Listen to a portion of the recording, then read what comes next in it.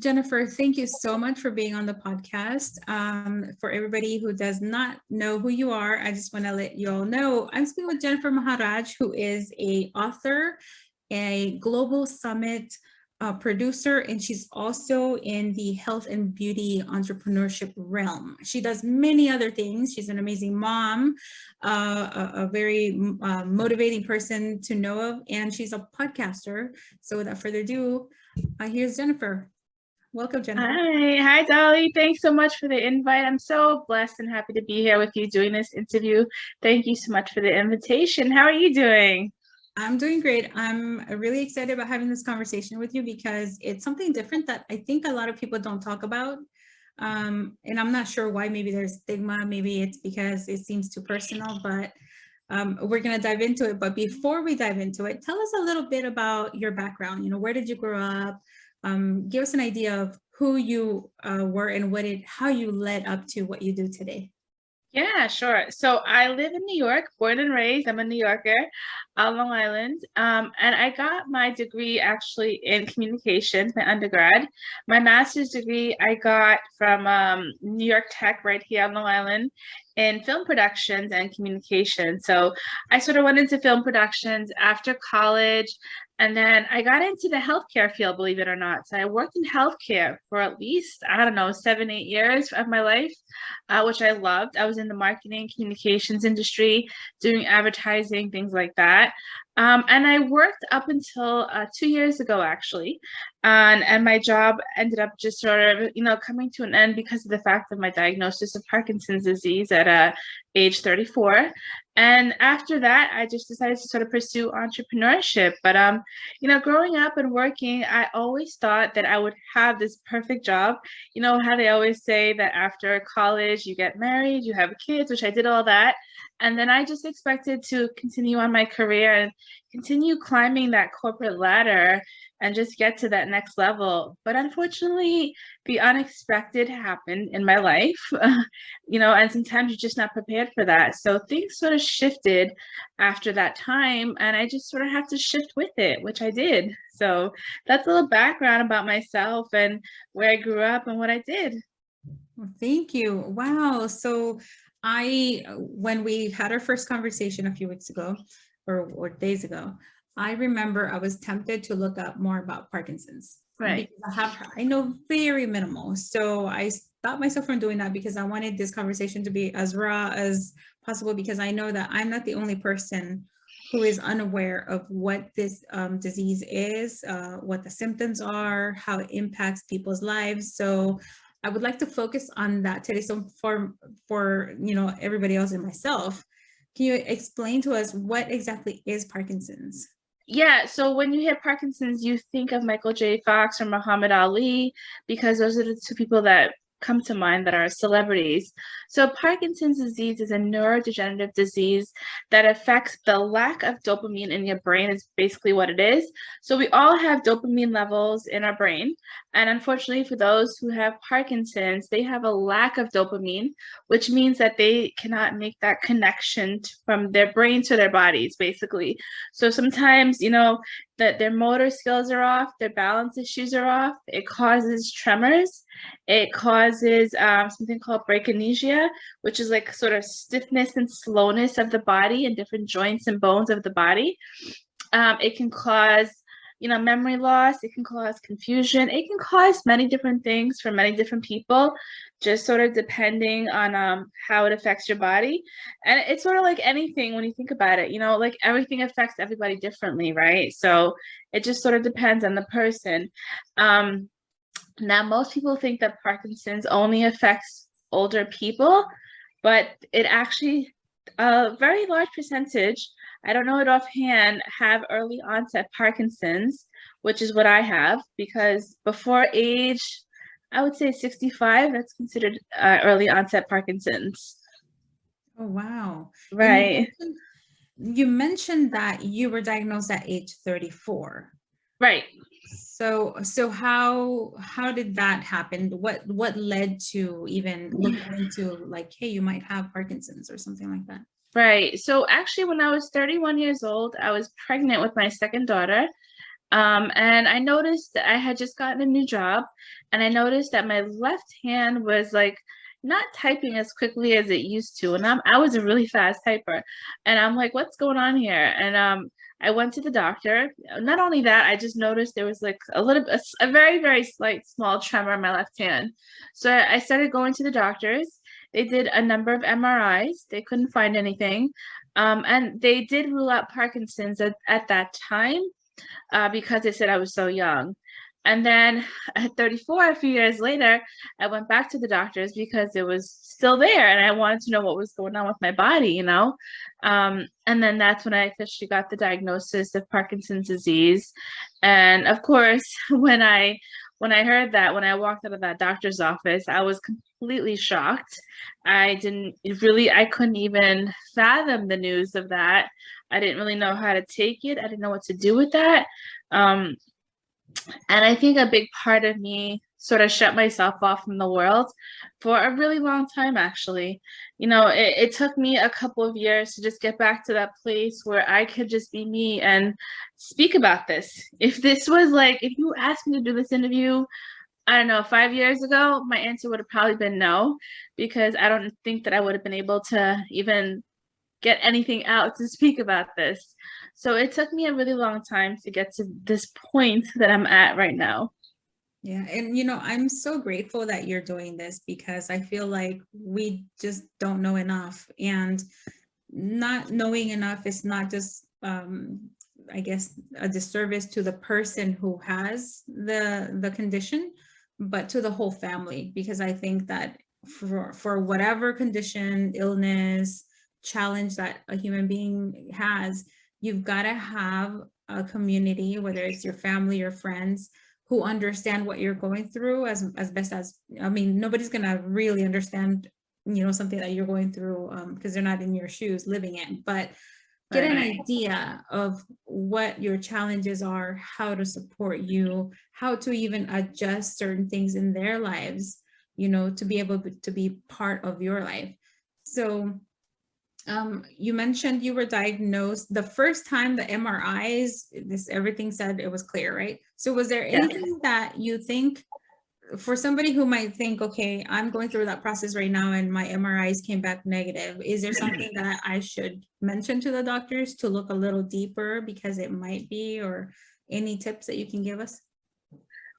So I think when it comes to Parkinson's, it's very easy to detect once you go to a neurologist. They're going to be able to really detect the signs of your symptoms, but there are other things. So there's something called essential tremor, which kind of mirrors Parkinson's, but it's not as bad as Parkinson's.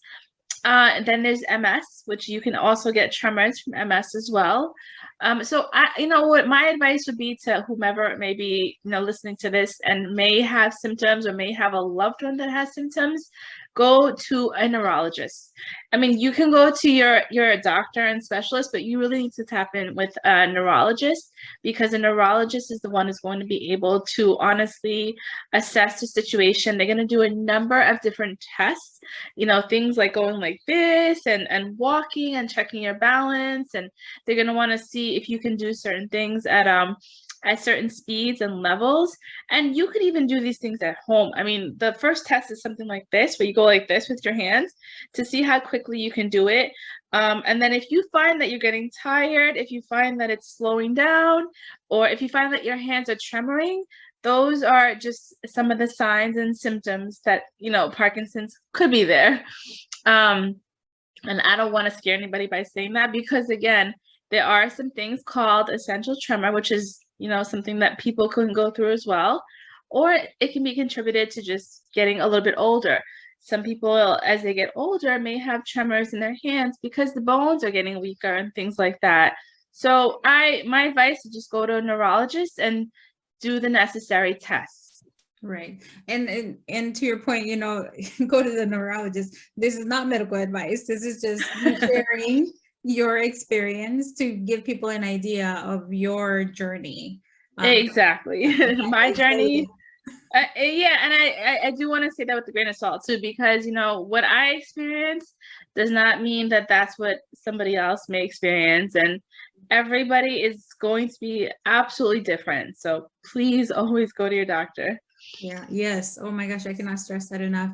Some people avoid the doctors because they think, oh, well, I'm going to get bad news, but not necessarily. And even if you do get a news that you are not very happy with, at least that person, that doctor, that physician that has trained, can give you some guidance and treatment options and things like that, because it's better to treat something than to let it get so far where there is no option at all. Yeah, and that's the thing. You're gonna want that peace of mind. You're gonna want to know what's going on with your body, because once you find out what is actually happening with your body, that just gives you the clarity to be able to empower yourself now of how you can take care of your body and how you can, help yourself live that healthy, happy life and increase the quality of your life. So it's actually a good thing if you go to the doctor, find out what's going on. And that way you can start empowering yourself with knowledge and information, because that's exactly what I did. The minute I got home from that doctor's office, I must have Googled so many different things. I was on the computer for hours and days. I literally locked myself in the bedroom and I Googled everything. And I'm not saying that's the right thing to do, because that's the other thing. When it comes to medical information, you really need to be careful about the sources of where you're looking for information.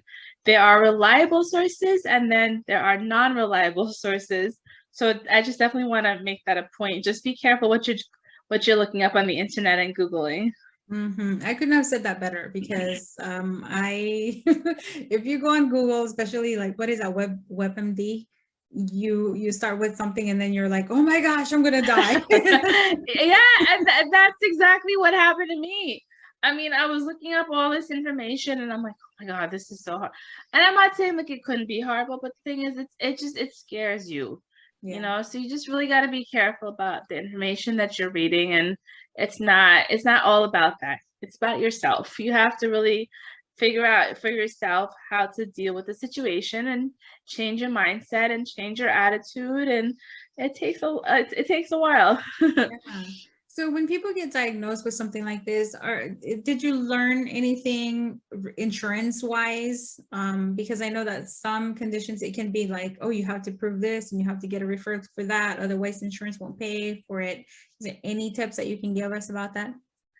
I mean, in terms of getting like with the doctors, the insurance? Yeah. Well, I am. So I've heard that sometimes in order to get a certain exam, the insurance won't pay for it unless the doctor does something or writes certain words on your diagnosis or on the chart or whatever. Right. Or sometimes, there are limitations to what the insurance will cover for treatment for particular illnesses or diseases. Yeah, I didn't have any issues with that. I think so I did take I do certain therapy. So like sometimes I'll do occupational therapy or physical therapy, which sort of are really good to help with making sure the coordination is there and the balance and things like that. And once the doctor just gives you that diagnosis of Parkinson's is considered by standard by the American Disabilities Act, it is considered someone who is disabled or has a disability. And while I don't consider myself somebody who has a disability, but that is the true fact of what it is. So once you have a diagnosis like that, they're not going to give you a problem. Oh, well, there you go. I didn't know that. I didn't know that either. So when you're considered disabled by Social Security Administration, then I'm assuming there are certain benefits medically, right, that they cover, but is there anything else that they provide? You know what? That's something that I honestly wouldn't know, because I've never filed for disability. And I'm going to tell you why. So, I've been working, like I said, for a very long time. And I feel like that may be the one part of me that I haven't accepted yet. I just don't want to file for disability. I don't feel like I'm disabled. I can work, I can drive, I can walk, I can do everything just the same as everybody else. It may be a little bit more of a challenge for me. But it's, I just don't consider myself disabled, number one. And once you file for disability, you're not really allowed to go to work and have like a paying job.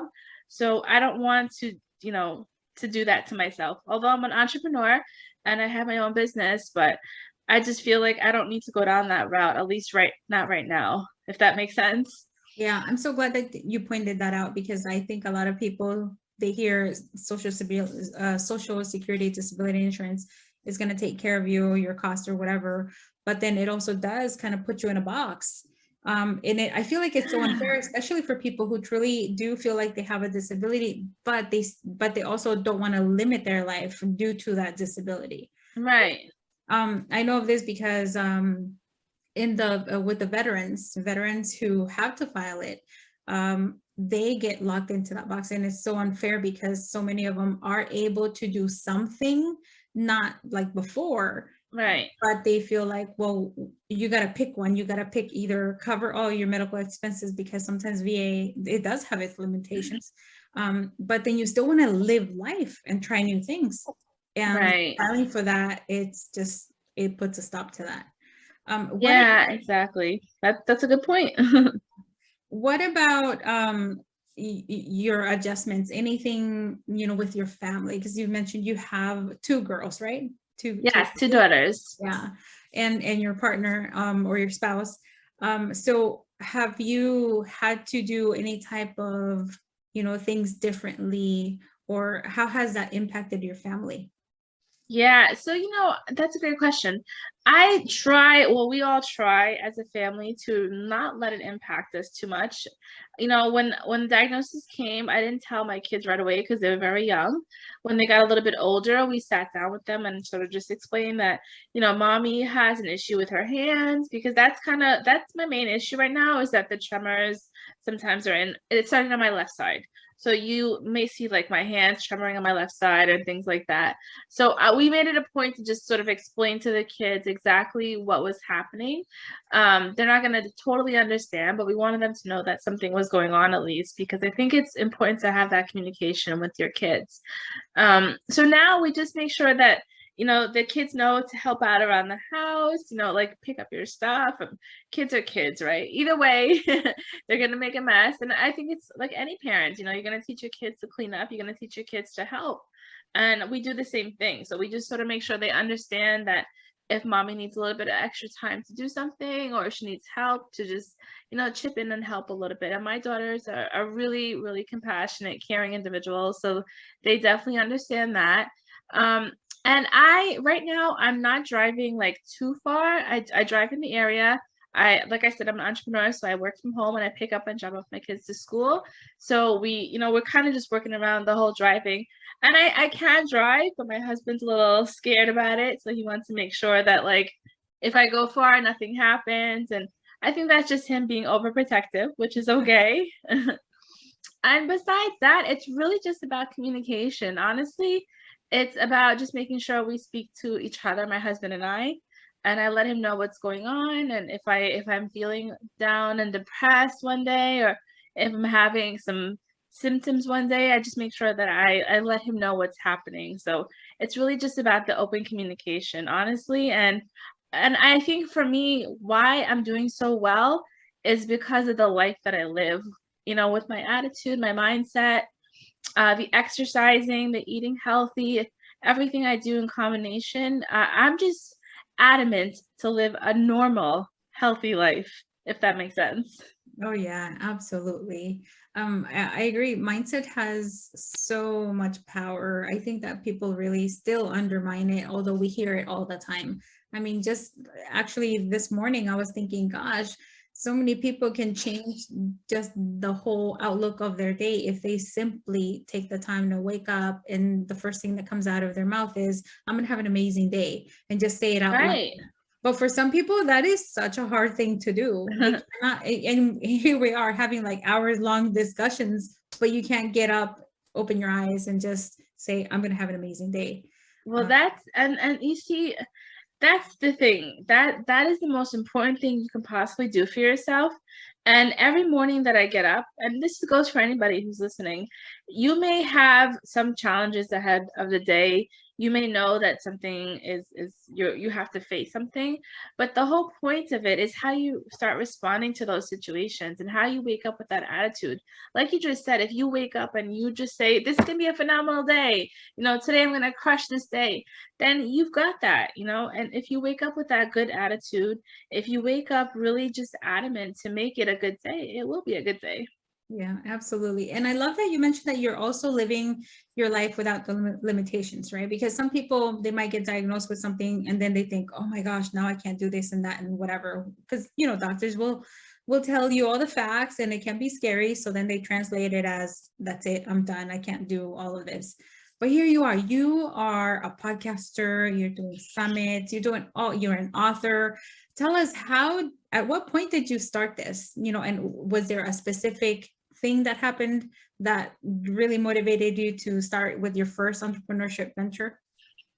Yeah, so it actually all happened in the midst of the pandemic when I actually decided to let everybody know that I had Parkinson's, because nobody really knew I had Parkinson's up until when the beginning of the pandemic. That's when people started finding out. And it was because I went onto social media. I did a video telling everybody that this was what I was diagnosed with. I explained what it was. I know it sounds kind of odd, like that's how I sort of did it, but it was honestly the best way to get it out there at that point in time because everybody was on social media.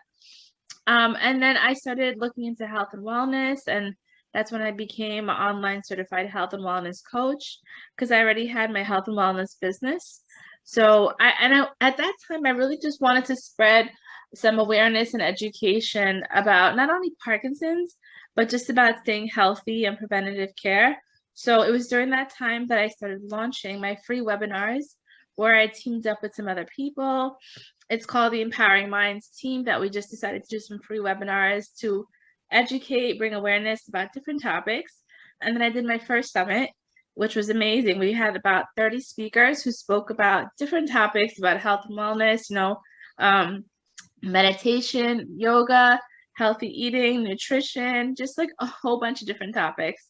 And then in September of 2021, I want to say, I did my second annual summit with over 75 speakers and performers, which is called the Healing Motivational Summit.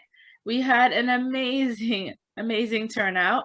And then this past holiday, I did a holiday healing motivational summit, and I continue to plan them. So it kind of just came out of the fact that I just wanted to become that voice of person. I realized that this came into my life for whatever reason it was, and I may not fully know the reason, but I do realize that I have a purpose and that I have to live that purpose now. So that's sort of my goal.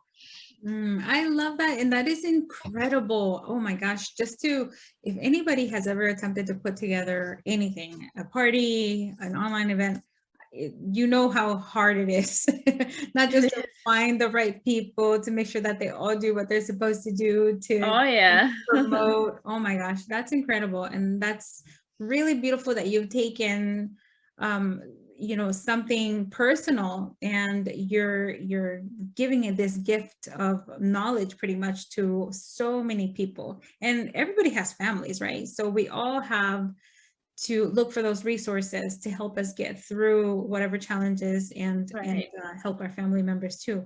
So which is why I launched the podcast and the books, because I wanted to give everybody some resources to look towards. So you're absolutely right. Yeah. So what else can people expect? Do you have any resources for people with children? Maybe anything that can help them have these tough conversations about illnesses with children? Actually, yes. So I'm the author of 4 children's books plus a journal that I just published a couple weeks ago. And the last book that I published is called Mommy's Losing Her Superhero Powers, which is a direct reflection of the story of myself and my children and my family. The characters are facing the fact that their mom, who's very young, was just diagnosed with Parkinson's, and the kids know that something's going on, but they don't know exactly what happened. And the mom realizes, that she needed to really be honest and open with her children because they were like her rock. They were the ones to help her heal. They were the ones to give her the capability to understand that she had the strength and she had the resilience within her to do that. So that book is actually a really great book, and it's a way for you to just sort of learn about how you can have that conversation with kids. But more importantly, it's really about learning that we can be resilient and courageous as a family if you allow yourself to support each other, if you allow yourself to lean on each other, and if you just allow yourself to truly just understand with compassion and forgiveness and gratitude, all those great things. If you can do that together as a family, you will get through anything that you're going to face. I truly believe that. Wow, that's really good. And I feel like that book, I don't think I've seen actually books that have a theme of, Parkinson's. So that can be very educational in a way to possibly even start that conversation with children. So Right. Yeah. Where can our listeners find your book? Yeah, all my books are on Amazon, or you can go to my website at simplyhealthyglobalmedia.com. But everything is on Amazon. So thanks for checking it out. It's a great book, and it's all the books that are about have a theme of something that kids should be learning about. So one book is about gratitude. I have another book about forgiveness.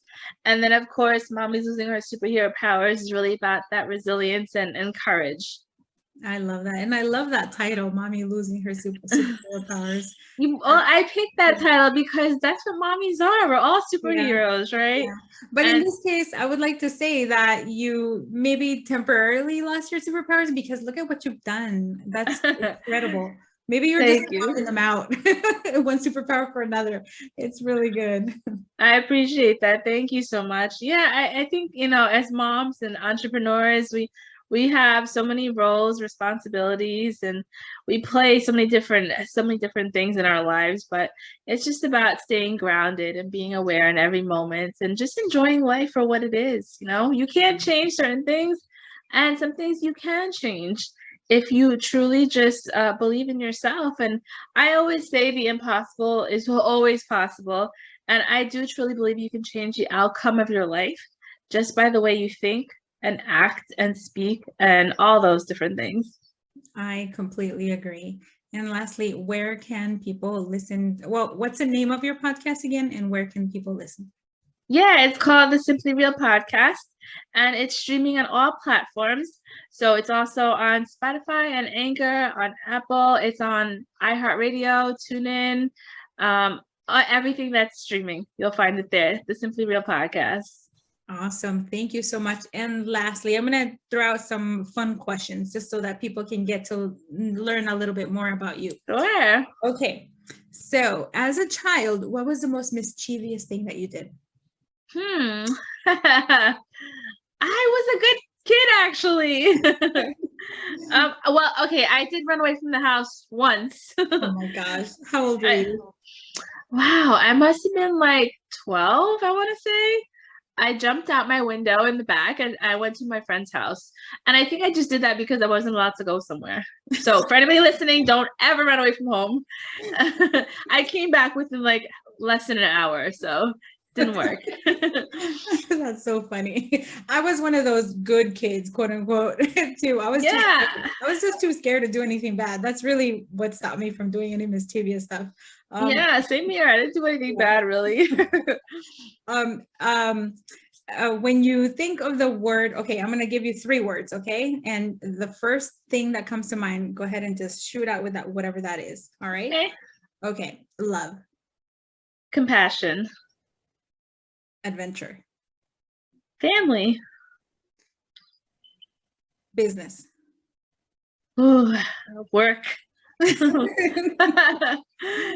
And lastly, if you could talk to 31-year-old Jennifer again, what would you say to her? Wow. Yeah. I would probably tell her to just be prepared because there's a lot to come and we just have to work together and figure out a way to be okay and to live your life to the fullest ability. Because I think when I was 31, I was very naive. I really didn't understand the world too much. Well, does anybody at that age, Not that I understand the world now, but I think I have a little bit more of a grounding. So I think I would just tell her, just be prepared for the unexpected and continue to smile and be happy and joyful. No, I love that, Jennifer. Thank you so much for making time to come and share your story. Thank you. I appreciate this. We need to spread awareness about this. So thank you for the opportunity. I truly am so blessed. Oh, thank you. All right. Well, we'll have to have you back next time you have a summit or publish another book, because I know that you're not going to stop there. So no, I'm actually planning something coming up, hopefully for the summer, a music slam fest. Ooh, that sounds really good. Yes. Keep me up to date. All right. I will. Thank you so much. It was a pleasure speaking to you. Wow. What did you all think about that one? That conversation was one of my favorites, I must say, because this is an incredible mother. This is an incredible person, right? Jennifer is amazing. I love her positivity, that strong mindset. Oh my gosh, if I could have had that when I was younger. But hopefully you've learned something today. I hope that you check out her books and her podcast. And you know what? Go a little further and reach out to her and tell her how much you love this episode. Thank you so much for tuning in. And until next time.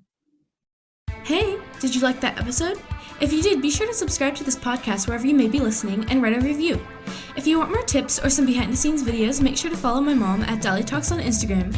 You can turn on notifications for her posts and stories as well. Thank you so much for listening to this podcast. See you next time.